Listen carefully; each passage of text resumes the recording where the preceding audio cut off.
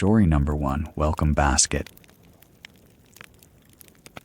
I arrived at the cottage around 3 in the afternoon.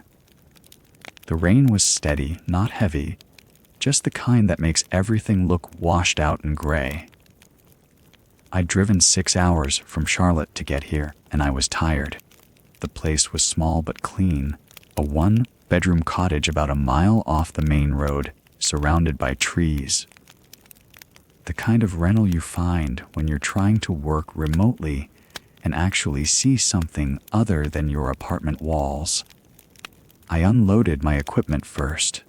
Laptop external drives, the portable monitor I use for client work. My bag went in the bedroom. I set up in the living room because the light was better, even with the rain, and I had a deadline. A restaurant rebrand due Friday. I worked until around 5, barely looking up. That's when the text came through. The host, Sarah, thanking me for the easy check in and mentioning she'd left a welcome basket on the kitchen counter. Local honey, she said, handmade by someone in town. I stared at the message for a moment. I hadn't told her what time I was arriving. I just booked the place 2 days ago, paid the deposit, and drove out. The check and instructions were automated. So how did she know I'd already arrived? The obvious answer was the cleaning service. They must have let her know when I got there. That made sense. It was a little intrusive, but not unusual.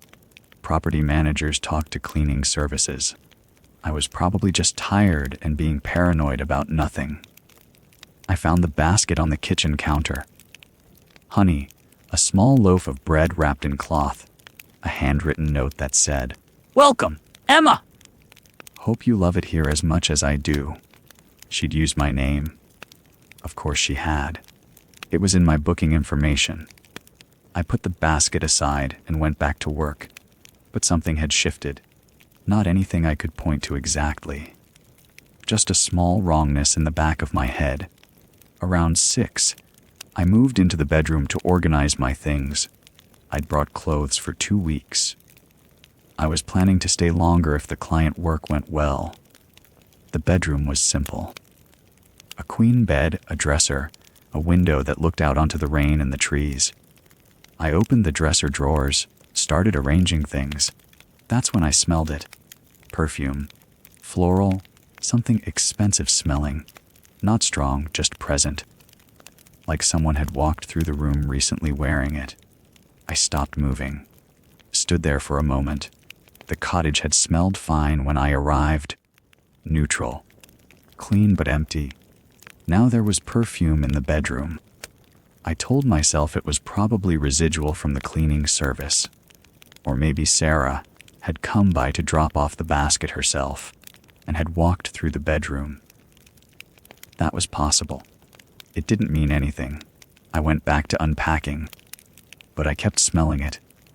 Every time I moved, the scent seemed to shift, to get slightly stronger.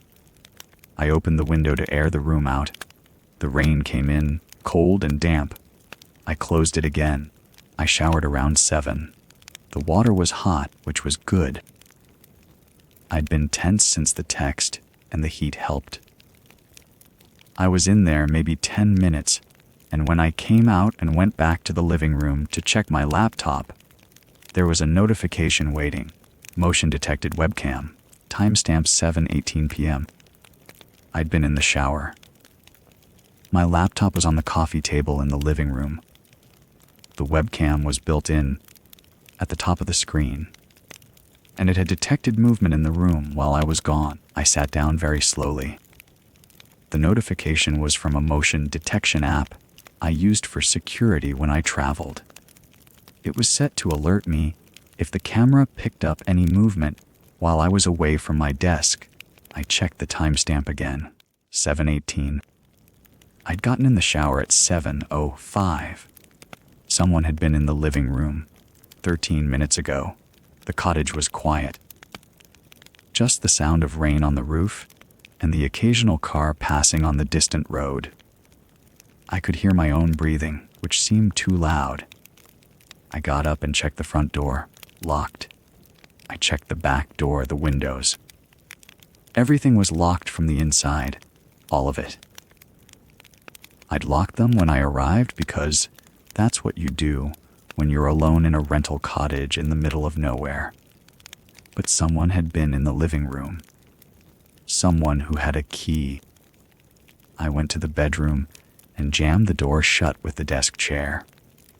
Then I got the pepper spray from my bag, the small canister I always travel with, and I went through the cottage room by room. Kitchen, bathroom, closets, under the bed, everywhere. Nothing. No one. All the doors still locked from inside, all the windows still locked. I sat on the edge of the bed with the pepper spray in my hand and tried to think. The motion alert could have been a false positive. Animals sometimes triggered it. A bird, maybe. Or a branch moving outside the window, catching the light wrong. But the perfume was still there. I decided to check the files. If the motion detector had captured anything, I could see it. I opened the app and looked at the video from 7/18, 30 seconds of footage. The living room, my laptop on the table, the couch, the window. Nothing moving. Just the room, empty and still. But the alert had triggered. Something had moved. I closed that file and scrolled back. There were older alerts. 7:02, 6:55, 6:30. I opened the 6:31, 30 seconds of video, the bedroom, my bed, and me in it, sleeping. I stopped moving. I opened another file. 6:45. Same angle, me sleeping. Different position. I went through them all. Dozens of files. Hours of footage. Me unpacking my clothes. Me working at the table. Me walking through the cottage. Me sleeping. All from different angles. That's when I realized the cameras weren't just the laptop. There were multiple angles. Multiple files from different times, different positions. Someone had been recording me for hours. I stood up and looked at the smoke detector on the ceiling. It was the kind you see in every rental. White round, slightly yellowed with age. I grabbed the desk chair and climbed up. The detector came off easily. Too easily. Like someone had opened it recently. Behind it, tucked into the gap between the detector and the ceiling, was a micro SD card. I plugged it into my laptop with shaking hands. Folders opened. Video files. Dozens of them. I clicked on one at random. 4 hours ago, according to the timestamp. The bedroom. Me sleeping on my side, my face visible, the light from the window catching my features. The angle was from the corner of the room, probably from another detector or a small camera hidden somewhere I hadn't found yet. I started searching. Every corner, every fixture, every place something small could hide. I found another camera in the bathroom, another in the living room, both disguised as innocuous things. Smoke detectors, a small air freshener on a shelf. All of them had been recording. My phone buzzed. A text from Sarah. "Hope you're settling in." Does the cottage feel like home yet? I read it 3 times. The words seemed to mean something else.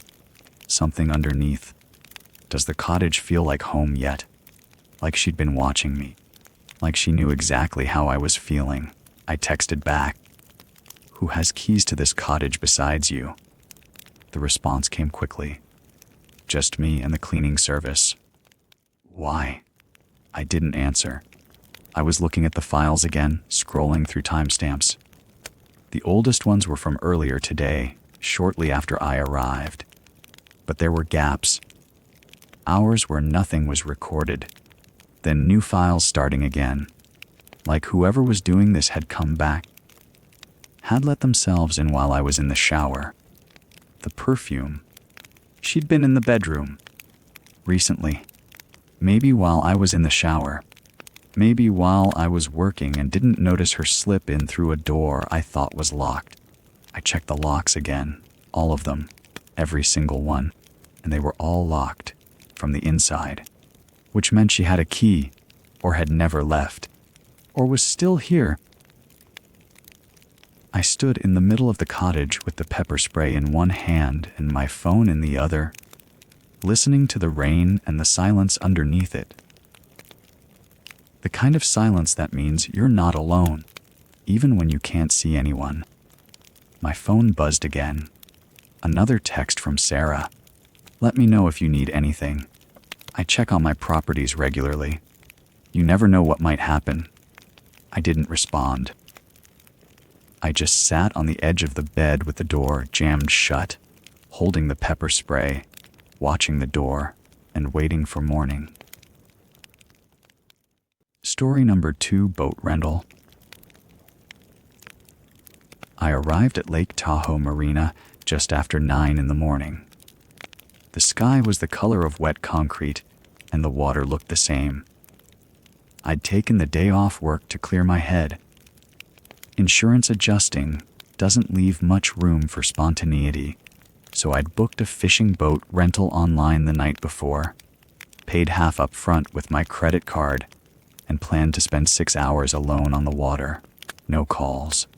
No emails about denied claims. The dock smelled like diesel and old wood. A man was waiting for me by the office, muscular in a way that suggested he spent his time doing physical labor rather than thinking about it. He introduced himself as Derek and said he'd be showing me the boat personally. That seemed fine. Customer service. I appreciated it, actually. I'm the type of person who leaves good reviews. Derek walked me down the dock with easy confidence.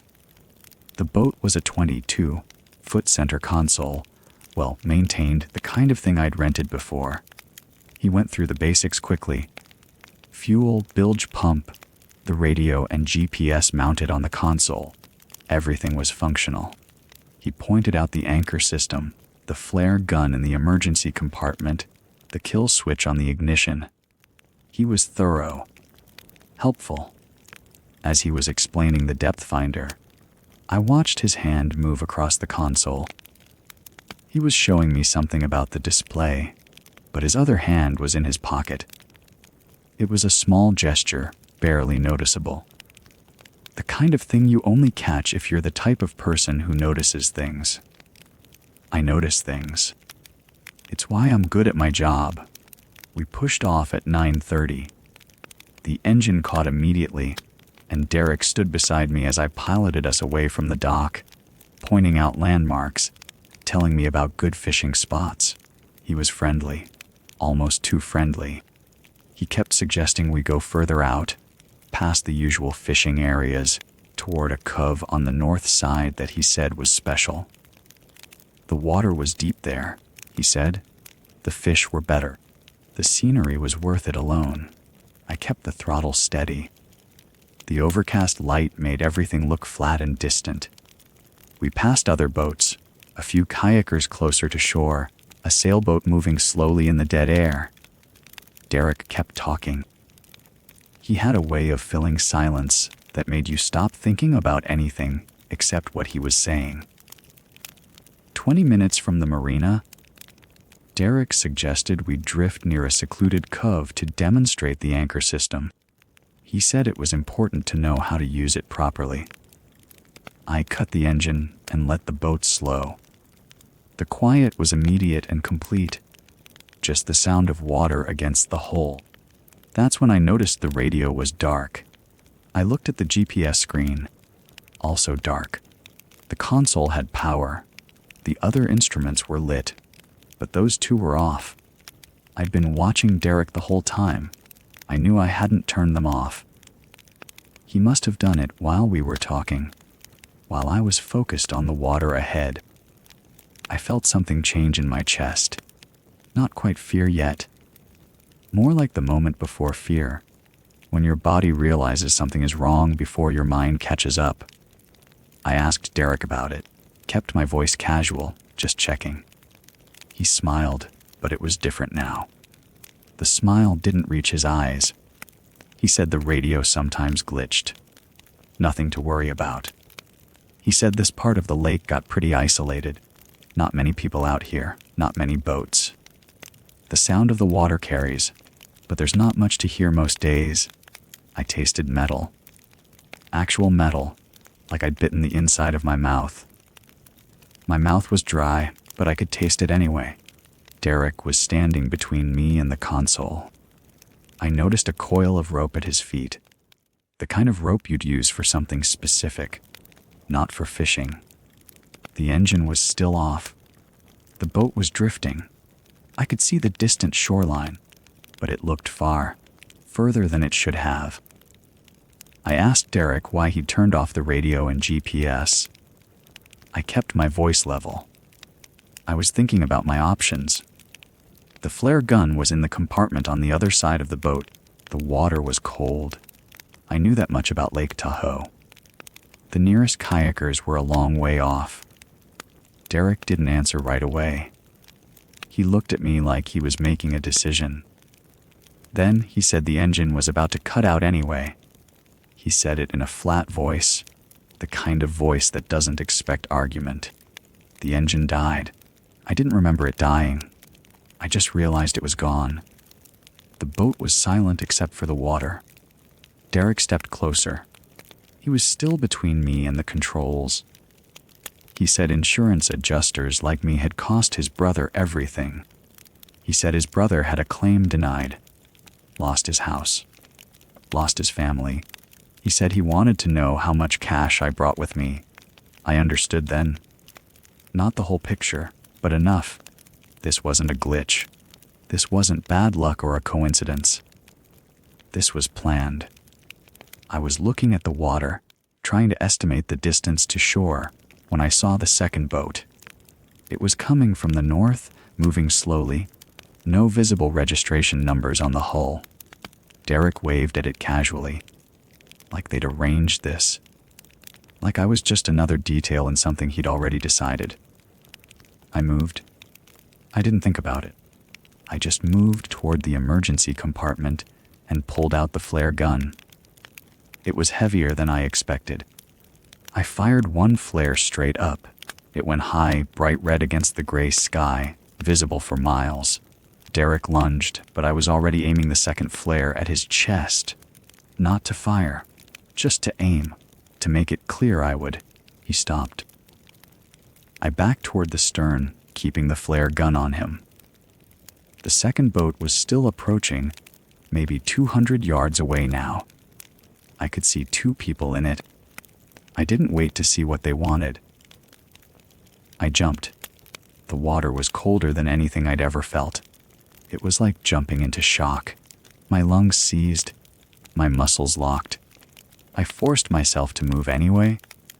Swimming toward the kayakers I could see far to the east, the ones who'd seen the flare. I didn't look back. I just swam and tried not to think about how far away they were, or how cold the water was, or what would happen if I stopped moving. The kayakers saw me. They paddled toward me. One of them had a radio and called the Coast Guard. I was out of the water in 10 minutes, wrapped in a towel that didn't help, shaking in a way I couldn't control. The police found the boat empty. Derek was gone. The second boat was gone. There was no rope, no evidence of anything except a disabled radio and GPS and an engine that wouldn't start. Later, at the marina office, I asked to speak to the manager. I described Derek. I described the boat. I wanted to file a report, get him banned from the marina, something. The manager looked at the rental logs.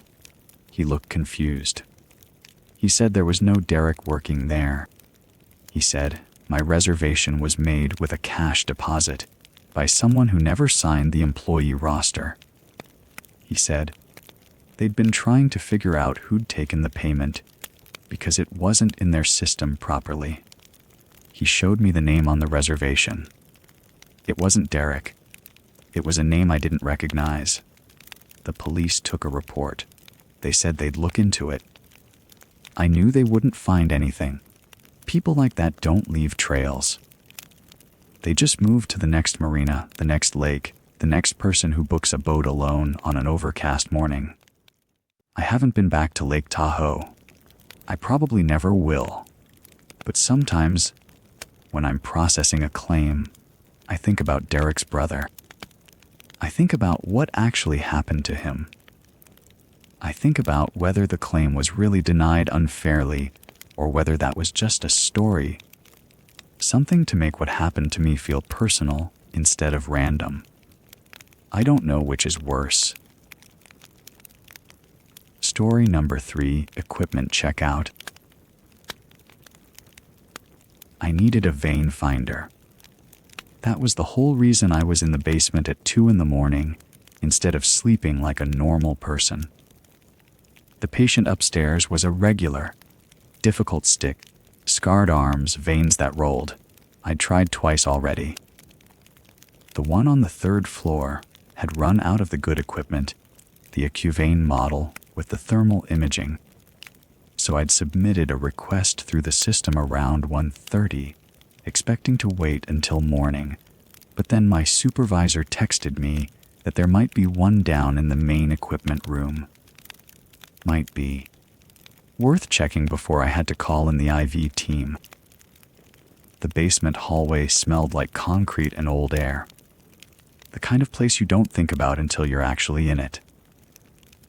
Fluorescent panels hummed overhead, most of them fine, but one section flickered in a way that made me walk faster. I pushed through the equipment room door and found someone already there. He was tall, maybe mid-40s, wearing scrubs I didn't recognize. Navy blue with some kind of department logo I couldn't quite place. He was organizing something on the upper shelves, moving with the kind of casual efficiency that made him look like he belonged there. "Hey," he said, turning before I'd even fully entered. "You're looking for the AccuVein, right?" "The newer model." I stopped. I hadn't said anything. "Your supervisor mentioned it," he said and smiled. "I'm the new supply manager. Started last week. Figured I'd get ahead on the night inventory." That made sense. It did. I told myself it made sense. He was just being helpful. Probably had checked the request system. Probably had talked to someone. That's what supply managers do. "Yeah, that's exactly what I need," I said, and I felt the tension in my shoulders ease a little. "Thank you." He stepped down from the ladder and pointed to a shelf about eye level. "Just came in yesterday. Should be the one you want." I walked over and found it. The packaging was clean, unopened. I tested the battery. It powered on fine, the green light steady and bright. I was already thinking about heading back upstairs. About how this would probably be the stick that worked. How I could finally get some sleep after my shift. That's when I noticed the light above us. The fluorescent panel directly over the supply counter was flickering. Not randomly, in rhythm. On for maybe half a second, off for half a second, and the timing felt synchronized with something inside my chest. My heartbeat, maybe. Or just my awareness of my heartbeat. I'd read somewhere that your heart rate increases when you're being watched, and I was suddenly very aware that I was being watched. The supply manager was standing between me and the door. Not blocking it exactly. Just positioned there, organizing something on a lower shelf, but in a way that meant I'd have to move around him to leave. I told myself that was normal. He was working. He wasn't doing anything wrong. I was being paranoid because it was 2 a.m, and I was tired, and the light was flickering, and my nervous system was just being stupid. I turned the vein finder over in my hands, checking the serial number against the label, taking my time. Giving him a chance to move, giving myself a chance to feel less stupid about the way my skin had started to prickle. He didn't move. "You're new, right?" he said. His voice was friendly, conversational, night shift phlebotomist.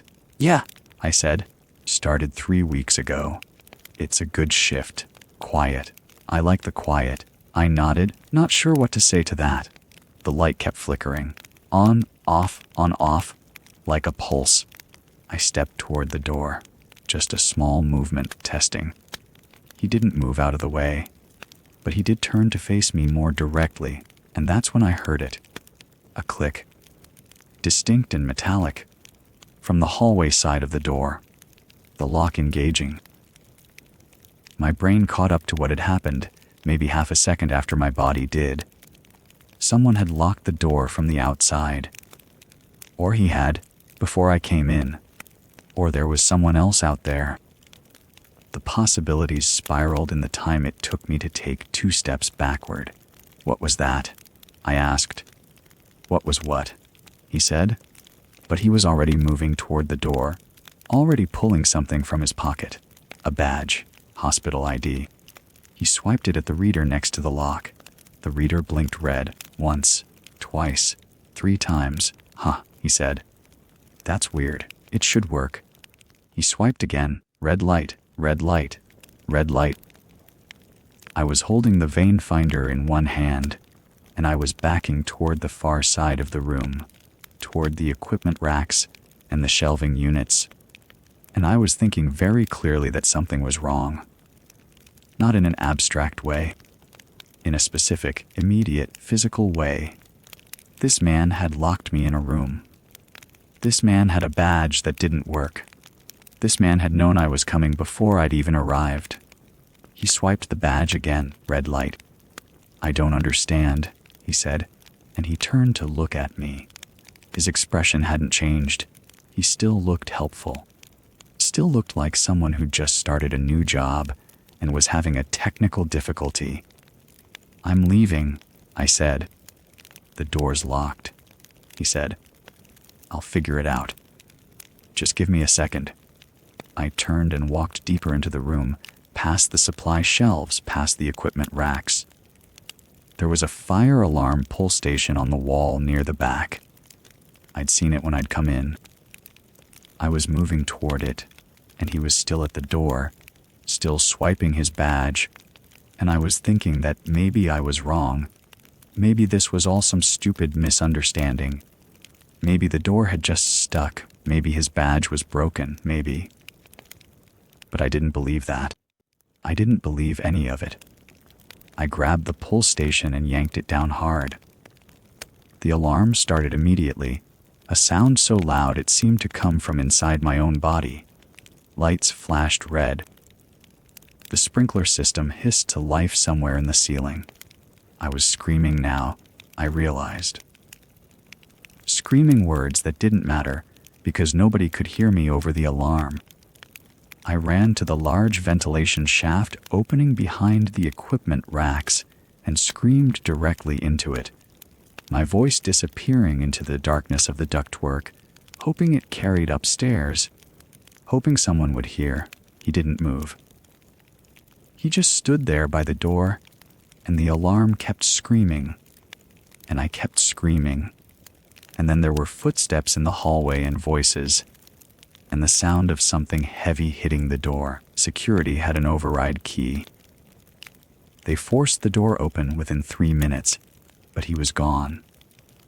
There was a secondary maintenance corridor behind the equipment racks that I hadn't even known existed, and he'd used it, left his badge on the floor, left me standing there soaking wet from the sprinklers, holding a vein finder, trying to explain to the security officers why I'd pulled the alarm.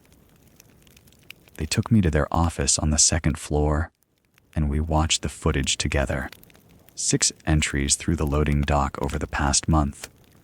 Different scrubs each time: radiology, lab, maintenance, pharmacy. Different times, all during night shift. Always in and out within 20 minutes. Always using maintenance corridors. Always alone. The officer rewound the footage and played it again. I watched him enter the building, watched him move through hallways I recognized, watched him disappear into areas of the hospital I'd never been to. And then the timestamp jumped to 2:07 in the morning, and he was walking out through the loading dock, moving quickly but not running, like someone who'd just finished a normal shift. They never caught him. Not that night. I don't know if they caught him at all. I finished my shift. I went home. I didn't sleep. I kept thinking about that flickering light, about how he'd known my name, about how his badge didn't work, about how he'd stood between me and the door, about what would have happened if I hadn't remembered that pull station existed. I still work at the hospital. Different shift now. Days. I take the stairs instead of the elevator. I don't go to the basement alone. And sometimes, when I'm in the break room late in the evening, I see someone in scrubs I don't recognize, and I have to remind myself that it's probably fine. It's probably nothing, but I'm never really